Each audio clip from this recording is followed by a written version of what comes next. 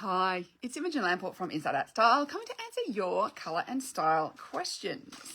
The first one in my lucky dip today comes from Chi, who says, I want to ask about the effects of ruching and gathering and draping. Are they curved lines and do they add volume and curves to our body? Why do you recommend ruching, gathering and draping to hide a big belly? How can those details make tummy area appear smaller?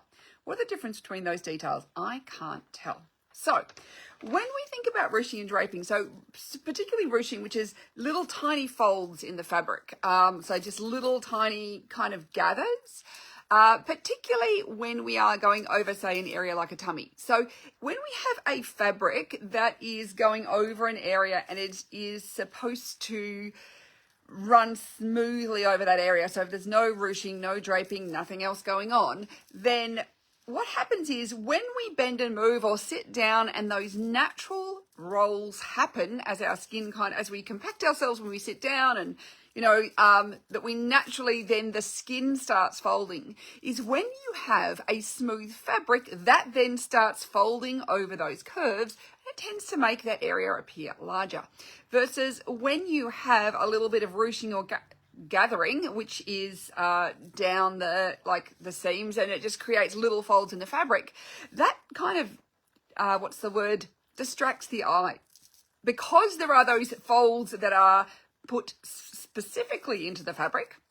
Our eyes then don't notice the rolls that happen when our skin folds. So it kind of really just means that rather than having this smooth fabric that then rolls over our rolls, it just helps to distract the eye. Really, that is what it does, is it does that. So it really just means that it allows a little bit more space in the fabric as well. So if we have a bit of a belly, it allows actually that there is more space for our belly to sit in there rather than the fabric stretching tightly over us. It just allows a little bit more space. So this is where, look, curves are an interesting sort of line because curves can add volume to your body. So say a gathered neckline, which then curves out over a large bust, can make your bust appear larger.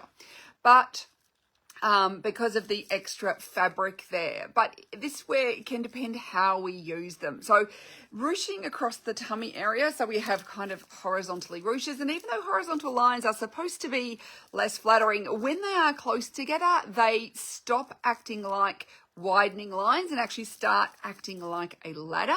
So the eye walks up them and uses them as a vertical. And so this is why some of these things we need to think about how we're using them and are they replacing a different sort of line. So this is why a curved hem on the bottom of a top is so flattering, is it because normally a top is a horizontal hem and that draws a widening line, versus when we actually curve it away, it actually elongates the legs, and that's another thing. When we have longer looking legs, it makes us look taller and slimmer. But also too is it removes one of those potential horizontals that you otherwise would have in your outfit. So curved lines, yeah, they can add a little bit of volume. Sometimes we have to be careful about where they are going, but they can also be used to distract and disguise. So this is why they are amazing. This is why understanding line is really great. Now, draping is a different term as far as what's the difference between ruching and draping. So gathering, ruching, draping. So gathering and ruching are probably closer to each other as terms. So ruched fabric is where you just kind of grab a bit of fabric and then kind of drag it together. So it creates some folds. Now, it doesn't always have to be on both sides, say. With gathers, generally, we may gather an area, but we'll often gather an entire area, and that can add a lot of extra volume to a garment. So depending on where you're putting it, it can actually add a lot of extra volume, maybe flattering or unflattering, depending on your figure and where that piece of gathering is. Draping is often, it's often just something where it's just draped fabric. Maybe that, yes, there are folds put into the fabric, in different places. And often you'll see say a diagonally draped fabric or something. It's a bit of a kind of generalized term. It's often used in sewing where you may take a mannequin and then drape the fabric over the mannequin and then pin it in places to create the garment that you want that you're looking, creating.